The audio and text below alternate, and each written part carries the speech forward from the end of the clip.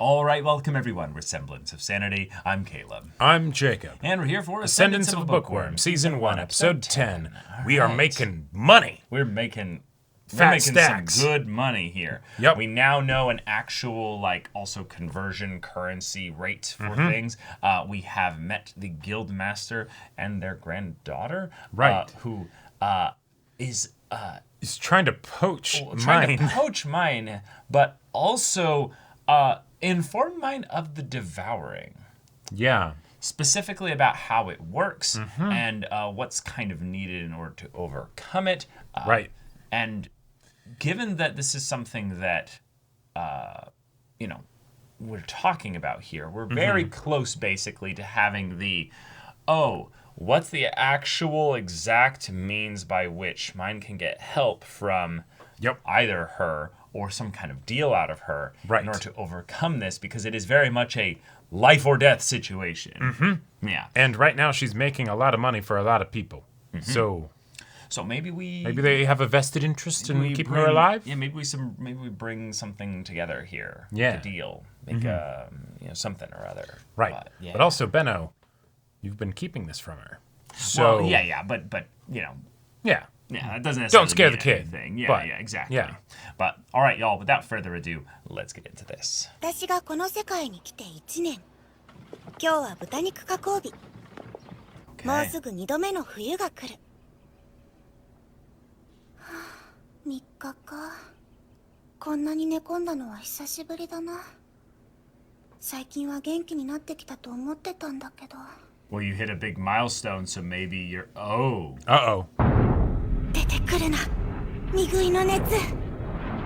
箱にぎゅうぎゅうに。Oh, that's her own visualization of it. だな。ちょっと不安になっただけなのに。ミグイはやりたいことに全力を費やしているうちは大丈夫よ。そうだ。楽しいこと考えよう。Okay. Reading. 目を通しておけって言われたけど、なんだろう。ただいま Hey, they got meat.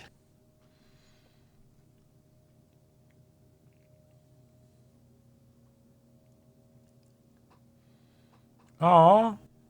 What a sweetheart. Yeah.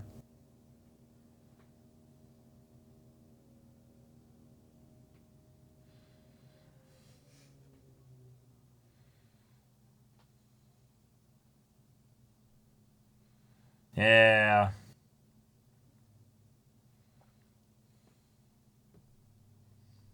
Oh, okay. Oh.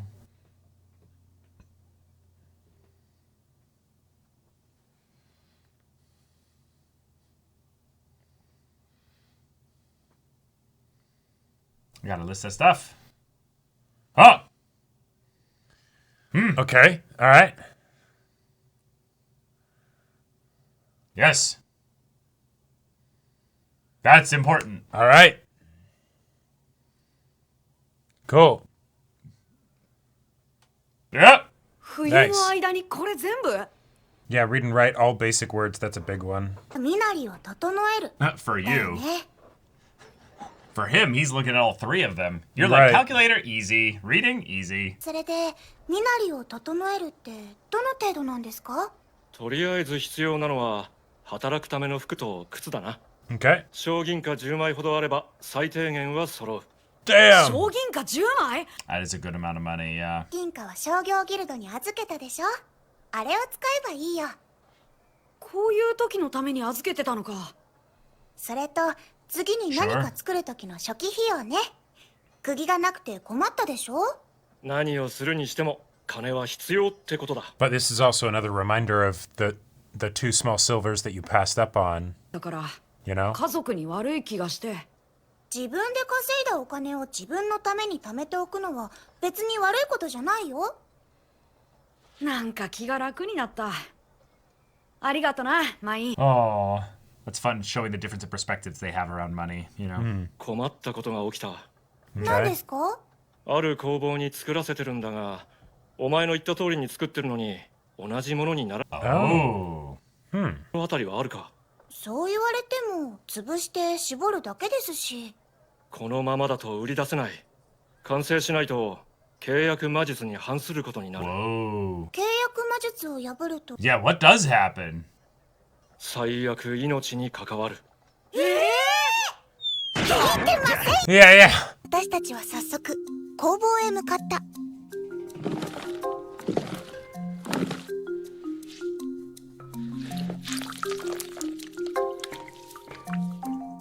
Watching the process in every part, yeah. ある時の布です。布？ここで使っているのはいい布だから目が細かいんですけど、私たちの家の安い布だと目が Gotcha. 濁りが髪の汚れを落とすのに必要なんです。なるほどな。粗い布か。なら今まで作った分は使えねえな。Nope. 使えますよ。 Oh, okay. What Just can we mix do? it back in. 材を厳選すればもっと上質なものが作れます。ああ、ジョーちゃん、ずいぶん物知りだな。Ah, 絶対に喋るわけにはいかない。ここから先は有料です。ただでは喋りません。いいだろう。 yeah. 商談用の部屋を借り Yep, we're gonna Alright. do another Another agreement here. negotiation. 話をするだけだ。誰も近づくな。 Ah, because he doesn't. Okay. 賞金貨2枚だ。 Damn! Oh! 賞金貨2枚出す。 For 改良方法、他に代用できる植物、思い当たることは全部。金貨2枚、 no, not enough. 賞金貨3枚。 Done. 賞金貨3枚だと？お金は取れる時に取れるところから取れるだけ。 Yeah. 賞金貨3枚だな。出せるのはそこまでだ。ちょっと待ってください。受け取って貯めておけ。お前の見食いをなんとか。 Yeah. どうしてベンノさんが？ Yeah. もしかしたらと思っていたが、この間クソじじいに言われた。 Gotcha. できるのはお前の情報を買い取ることくらいだ。ベンノさん。座れ。 Oh. Oh shit. Okay. Yeah, we're having. 体の中の熱が Yeah. 抑えられなくなる時だ。 Okay. 最近見食いの熱が活発になっている気がしたのは気のせいじゃなかったんだ。 Right. This is grim. And he's like, pass on Yeah. what you know because every bit of money you can get is Yep. something that you could use to then, end this,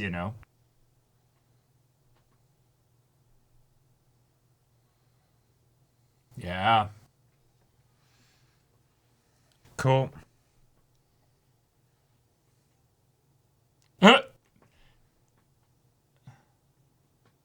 And how do you know this? Yeah. Yeah. Yeah. What? Yep. That information will cost you.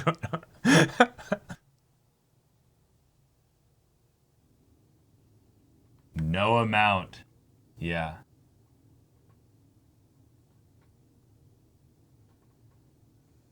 But this.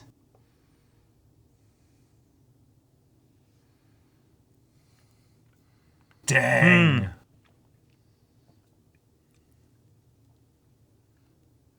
Ah, yeah. This is just too much. You're making me way too much money. 奪われないように囲い込むことを That's 考える。 yeah. That makes sense.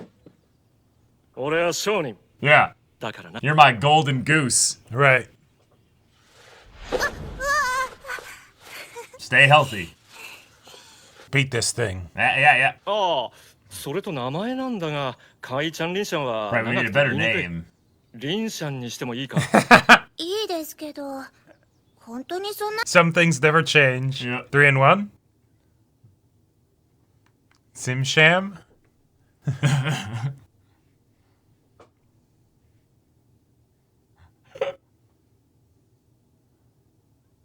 All right. What a fun, grim conversation. Yep. 今は忙しい時期なのに。だから前金を預かってきたの。 Whoa. お花の部分一つにつき中道花2枚。中道花2枚 Yeah. We're working All now. right. Yeah. 大急ぎの魔法。 Yes. が敵 Yes. I love it. 父さんはかんざしを作ればいいのか。それはルッツの仕事だから。お Oh, what can I do? 父さん、明日は門に行くから一緒に行こう。 Nice. Yes, my daughter. I will carry you. Yeah. マインちゃんまた寝込んでたんだって It's been a while since I've で seen も you, もう大 Otto. 丈夫です。そうか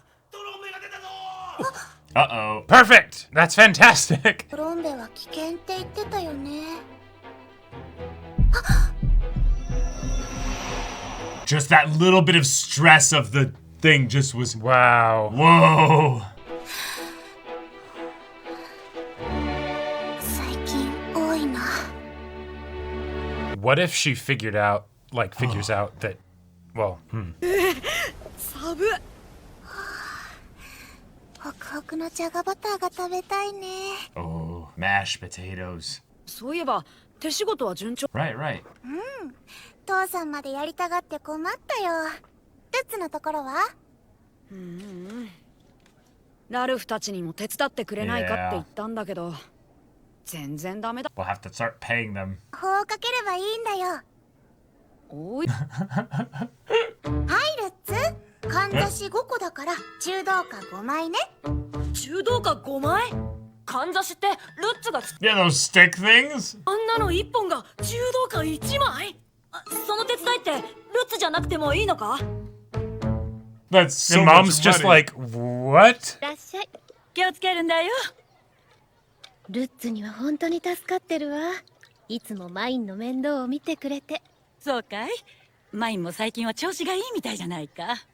ええ、昔に比べ Much better compared to, yeah. Okay. になってほしいわ。 Uh-huh. I think we all do. Yeah.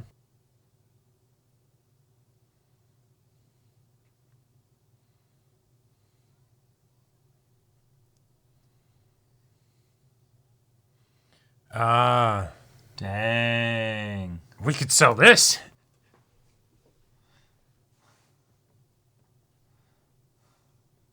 Okay, we got some.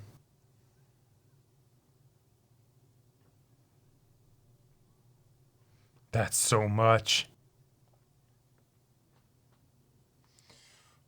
Whoa. Oh, shit.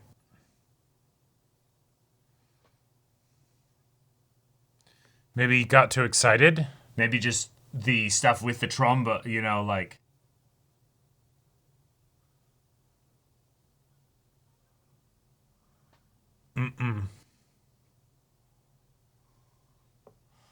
Whoa, just pure Oh. willpower. 下がった。なんだよこれ。見食いだよ。でも体調が悪くなる前兆が全然なかったぞ。この間だって平気だって言ってたじゃないか。 Yeah. 最近急に来るの。前は感情が高ぶった時だけだったんだけどね。 We're gonna have to call on Frida. See what we can do. Yep. びっくりした。なんとかならないのか。 No. フリーダが言ってたでしょ。お金がかか Let's get numbers, though. How much money? Well, apparently more than 3 small gold. Oh, yeah, probably a lot more. But still, it's the kind of thing that probably has a number on it. You know? Like 10 large gold or something, you know? 俺にはそれくらいしかできないから。 But it's それく something. らいってルッツはいろんなことしてくれてるよ。いいから早くしろよ。 Oh. He also wants to hold you close so that, you know, yeah. He's like, I'll do everything I can. I'm not the one dying here. Right. 参ったな。 Like, we're not framing him. あんなに really 本を too 読ん much. できたのに、なんて声をかければ正解なのか。 Yeah, Yeah. love that. すぎるんだよ、ルッツは。どんなに私が足手まといでも一緒。 Yeah, they're so small in this big world. もし私が倒れてもルッツが責任感じることないからね。それにまだ負けないよ。本を作ってないから。 Yeah. Oh. Oh. Yeah, that's a lot for a kid. All right. Okay. ルッツだけ奥だ。来い。ベンノの旦那、マインを助けてくれ。 Oh. 俺じゃダメだ。何もできない。 Yeah, and it sucks not being able to do anything. 自分がきつい時にお前を気遣って笑うくらいのことはできるんだ。 Okay.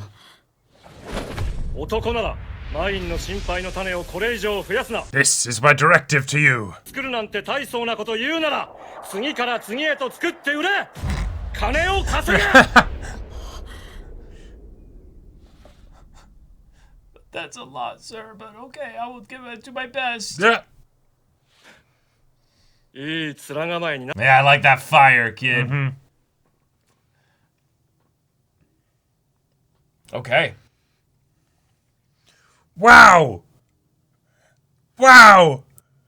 That's way more than double, it looks like. Oh, well, no, the stick's, yeah, around 20, yeah. Yeah, but this isn't profitable enough, so... Yeah, we need to get something... Yeah. The steamed potato idea could do something. Maybe not a lot, but...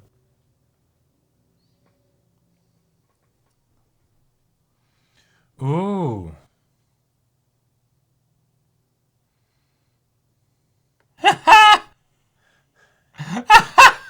Incredible. Yeah.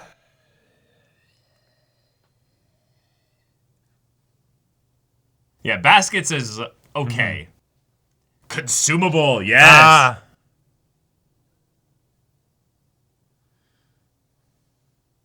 Yeah, he's like, what? Really?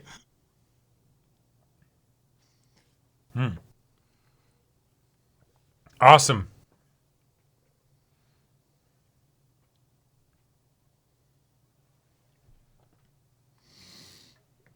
Oh, Oh, shit. just like that. Shit. Just thinking about the future and all that. Yeah. Yeah. Like, she didn't have the time to, like, get it under control. Yep.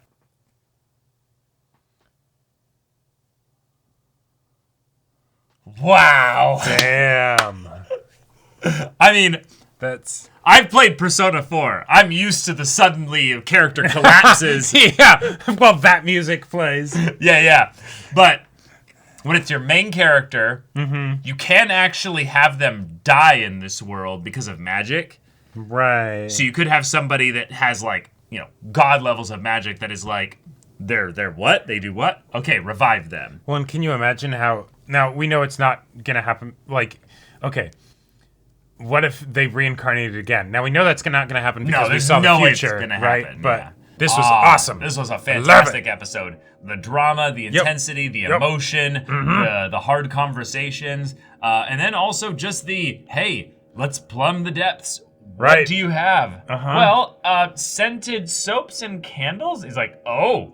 And it's funny because, like, over COVID, so many people made, like their own soap, basically. Oh, like, sure. Like, that was like a thing that I just saw a lot of people do. They were like, I'm stuck in my home and, Right. you know, I need to make some money, but, like... And also have something to do. So just keep me from going crazy, Yeah, right? a lot of people made soap. Like, Hey, there you go. It's doable, yeah. Yeah. So that's a really fun one, but also the idea that, like, you know, they would have kind of their basic animal fat soap and stuff, and not necessarily the most premium or luxury of soaps, Right. basically. So you could sell those to people that want to, Yeah. you know, not just smell neutral, but smell Nice. better. Because Yeah. that's the big thing about medieval times like this. Everyone smelled like ass. Like, Well, right. It's the, you know, he must be a king, right? How do you know that? He doesn't hasn't have got shit all over him. Yeah. Right. Exactly. So, yeah, if you don't smell like shit and actually you smell nice. Right. Not because you spent a whole bunch on, like, you know, colognes and perfumes and stuff, but it was actually just in your soap. Oh, sure. Like, yeah. that's nuts. Yeah. That was probably also a thing that revolutionized the affordability of smelling good, was that you weren't needing to buy from the cologne or perfume makers and stuff. Okay. Which is even more pricey for the actual, like, you know, stuff Gotcha. you're getting and stuff. Sure. I'm having, wanting like, to home see. remedies and I'm wanting things. to see it be something though, where like the buttered potato actually ends up making bank because they're able to be like, Volume. no, volume. Yeah, exactly. Selling to nobility, yes, that is fantastic. But if you can sell to the common folk and something consumable, Sell 100,000 units a month, you know? right, Just and, like- and nobody likes these things. Potatoes are damn cheap, right? If you Right. if you have a bunch of baked potato stands And you- everywhere, well, holy right, shit. but you make them also very cheap so that everyone can buy them. Right, exactly, yeah. Yeah, you Yep. put a little bit of paprika, you know, some white people seasoning on there. But again, even without that, just that little bit of butter, right? Like that'll go a steamed long way. specifically, And too. steamed, right. Yeah. That's a very fun detail. But okay, mine is dying. The devouring is happening now. Yep. The preview gave us a very fun spoiler hint that there's a one-time use magical item that's two small gold pieces. I like this because on the one hand, it brings up the question that we had of, well, are these, one-time use magical items, one and done, or is it you have to buy a lot of them and you have to continually do it, which apparently that's what it is. Right. Because the grandfather, the guildmaster, bought multiple magic items for Frida. Right. And he has leftovers, meaning that basically what could be determined from that was that Frida's devouring was curbed, but they bought more than what was needed. Right. Or they have a stockpile. They have a stockpile and they don't need them right now because they'll use them later. So it's I'll sell it to you, the 2 gold pieces, then it'll buy you time. It'll buy you time and I'll be able to basically get more as needed for Frida. Right. Yeah. And so I like that, but that also highlights again, both with the thing with the clothes and with the additional products, the importance of the negotiating. Yes. Because, 10 small silver pieces, that's a lot of money. That extra 2 silver pieces would have, gone a long way towards that. 2 small gold coins. If you hadn't negotiated up to 3, that just would have been that entire deal a wash. You just bought time with that. Yep. Now at least you still have some money left over maybe for the next time you need a magic item. Right. So, I love though that they're getting their friends and family in on the crafting the production side of things because a lot of it isn't like difficult work, especially or things that needs like a lot of equipment. It's just time. It's just time, yeah. And so and so if their time is worth these medium bronze coins, it's like, and especially in the winter time when they don't have anything else like not as much going on, right? They're going to be staying inside. Yeah, if you can have paid work during the winter time, that'd be huge. And you're not having to worry about materials. Like most of it is just actually like assembling. Right. Like it was funny that Litz's mom talked about like, a stable job and all that stuff. But they're actually providing very stable jobs to the people that are working on these things because it's she's saying it's unstable in that like it just comes in on demand. Meaning it's the, hey, do this now and you get a bunch of money, but then, when will we need more? Because she can't envision the demand for these products. Right, because exactly. she's not, an economist or a merchant or anything right, but the jobs that they're providing are actually quite stable because it's hey, we are going to need a lot of these. No, I know, but that's not built into the actual job itself. She doesn't know that. All she sees is, here's this. Bring me 5 of them. She doesn't. This is probably my favorite thing about this episode. Lutz had no idea about the concept of whether it was wise of them to save the money and just give it all to family, or to basically have that money then be turned around to spend it immediately on more materials and stuff. He's like, but we don't have that kind of money. And she's like, no. We put it in with the guild bank. We do have that kind of money. And he's like, oh, okay, good. I gave all my money to my family because I'm, trying to basically be helpful here. And I like that there's a very real lack of knowledge that they have about how to handle money because they've never really had money. Right. So they don't know what to do with it. So the mom I would say reasonably from her perspective, calls it an unstable job because it's on demand. It's not for the rest of your life, people will always need lumber. Sure. It's people might eventually get bored of that, right? We don't know that you're going to have that same thing coming in. You just know that right now there's money. So from her perspective, it's this is some con man trying to come in and swindle my son. And yes, the money is good, but it always is until it's not there anymore, right? Yeah, and that's where it's the, a lot of businessmen are con men. Yes. You can generally follow the direction that the money is flowing to tell whether someone's a true con man. Right. The difference between a snake oil salesman versus someone that is just hungry for profit. Right. It's the difference between greed and deception. Yeah. Greed is a very powerful motivator for deception a lot of times. Right. But it doesn't inherently mean that there is deception. Right. being worried that Lutz isn't getting enough money versus, right, versus the money leaving your guys' pockets. Exactly, right. And that's a very fun thing that they'll get into probably later once they're doing things to scale with, their own shop and stuff like that. Sure. But yeah, they've got the paper stuff all prepped and ready. That's going to be going over the winter. Yep. We've now had a real panic this episode, but given that that's going to be covered at least probably for a season, I'm guessing that it's not going to buy them that much time, though. I get the feeling it's going to be like a year. It's going to be like... You think it's going to be that much? Yeah. I'll bet you it's not going to be more than 6 months.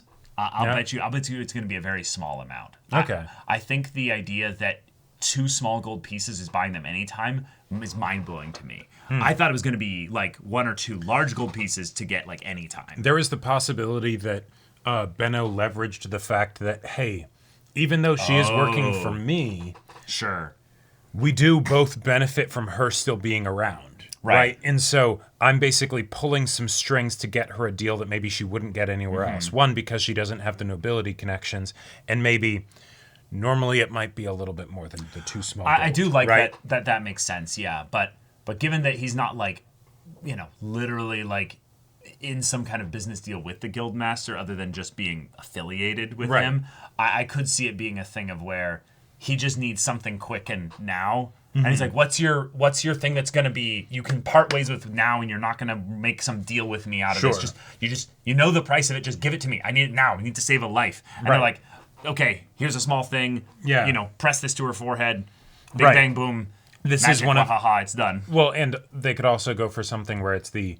not all magic items are of the same level. Right. It and definitely so it's is that, yeah. This is a minor one. And so, maybe it's not even a full year, right? Whereas they have the other ones where it's like, oh yeah, we know that, Frida is going to be good for the next 5 years, right? But sure, here you go. I'm also kind of curious if the devouring at this point is something that once you've staved off a certain amount of it, you don't have to deal with it in adulthood, and it's just waiting for your body to basically grow a certain thing there. But they've brought up some things in that Mine's body is actually like, the growth has been stunted for her in a lot of ways. Like she's kind of and I think stayed that's small because of the devouring. And I think that's what it is, because it's the similar situation with Frida.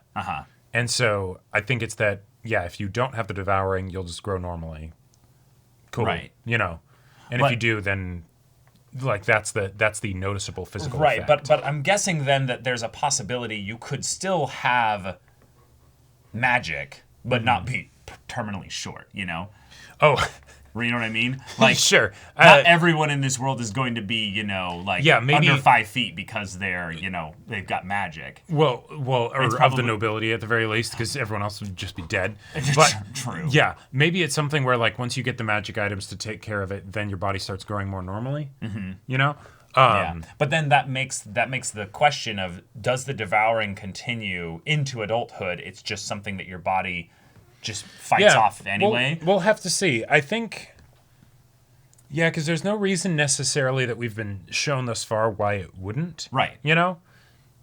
It's just that people that have it don't go past childhood because they die. So if someone did have it, like, so let's say the priest, for instance, let's say he was able to use magic now, had the devouring at some level, beat it with magic items consistently applied. He's popping his pills basically. Sure. Or if it's a thing of where once his body gets strong enough, or he's able to then use magic to a certain degree. Right. Like once your body stops growing, then the devouring stops being a problem. Like right. But that feels counterintuitive to what the devouring would be, right? Like it would actually still like. Well, okay.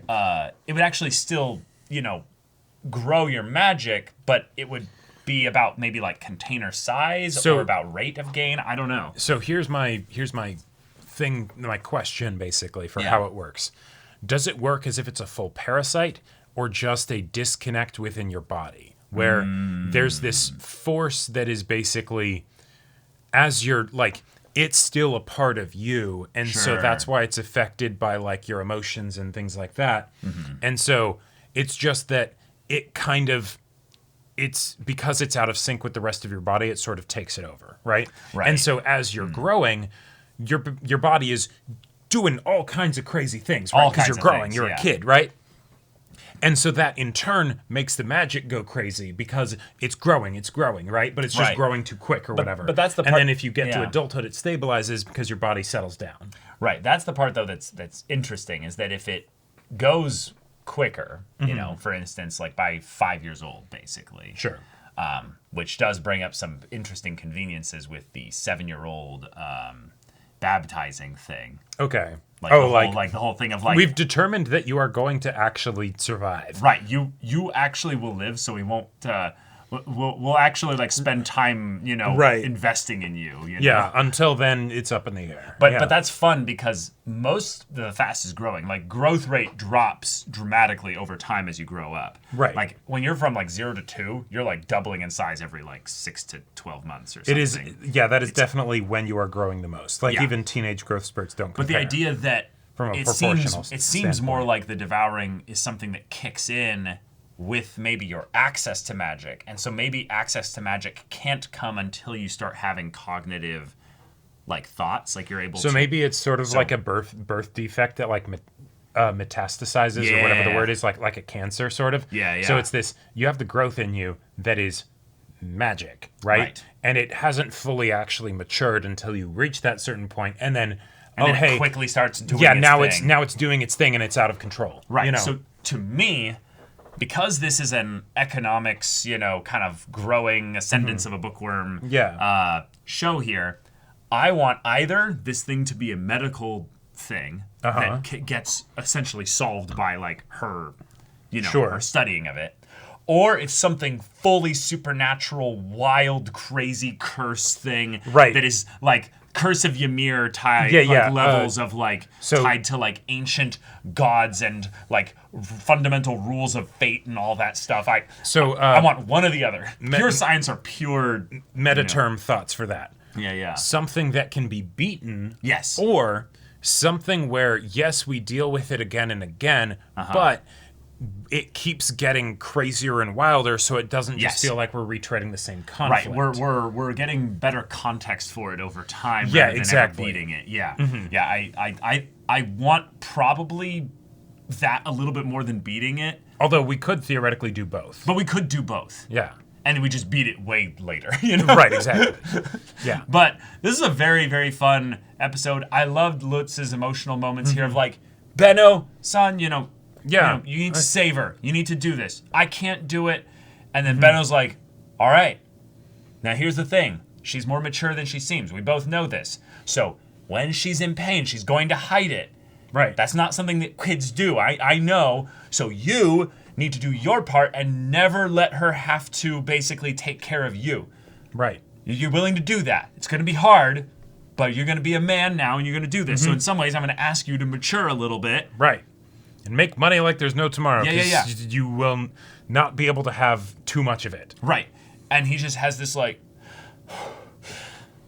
okay, I've got this. I love the way Lutz keeps us grounded in this is still a child's world. Right. Our perspective in this world is so limited because we're going through the eyes of a kid. Even though they have the mind of an adult.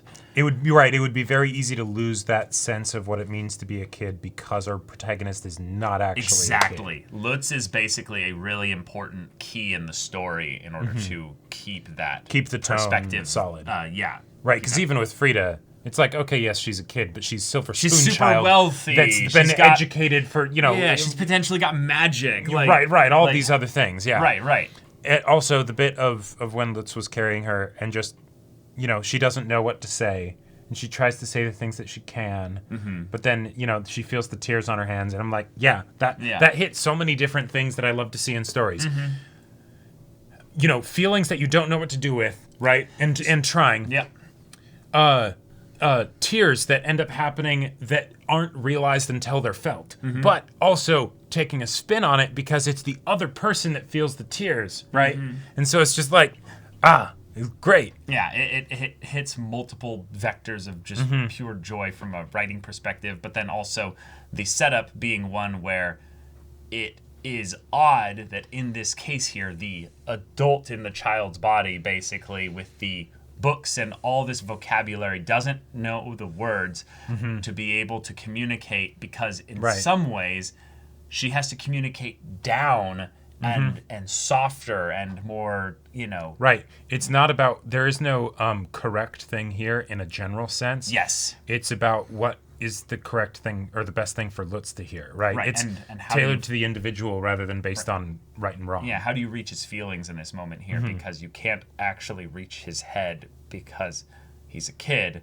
But two, this is all so freaking crazy for him. Oh, yeah. And so I just have to praise this show again for having a world where we can have scenes like this happen so efficiently and quickly because we've done the proper scaffolding to make this scene hit so well. Right. So early on in the story. It's one of those wonderful things where it really feels like this show is getting better as we go into it, which is so fun, especially thinking about how many seasons there are and whatnot. Yeah. Like, it's like, all right. We're in. Let's do this. We're Let's on go for the ride. This is really good. So thanks to everybody who recommended to us this show. This is right up our alley, and every episode seems like they add something new to that. Yep. And even the parts that were probably the roughest parts for me about this show, with the kind of slow pacing, the very very simple kind of plot lines and conflicts and stuff, we're already getting into some really fun, complicated, deeper emotional stuff and world stuff that makes it great just fun. go, okay, cool. Yeah, we earned this stuff by going through all the simple stuff to get here. It's a rare thing, I would say, when that kind of like, hey, no, this is important, is really, truly like needed, rather than just something where it's like, this is the particular flavor that the creator enjoys, and so okay, here we go, right? And so this is great. This is wonderful.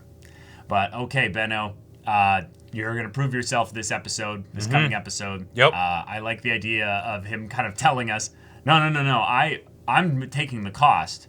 It's an investment in you guys. Now it could be something where he is buying the 2 small gold thing there, but he did just throw down the 3 small gold to them, so he might make them pay for it. We'll see. It's it's a tricky situation here. He is the merchant, so he might demand, fork it over. You guys have 3, so give me 2. Right. This is what I told you to save it for. I managed to get it to 2. You can thank you, sir. Maybe he buys it for 2.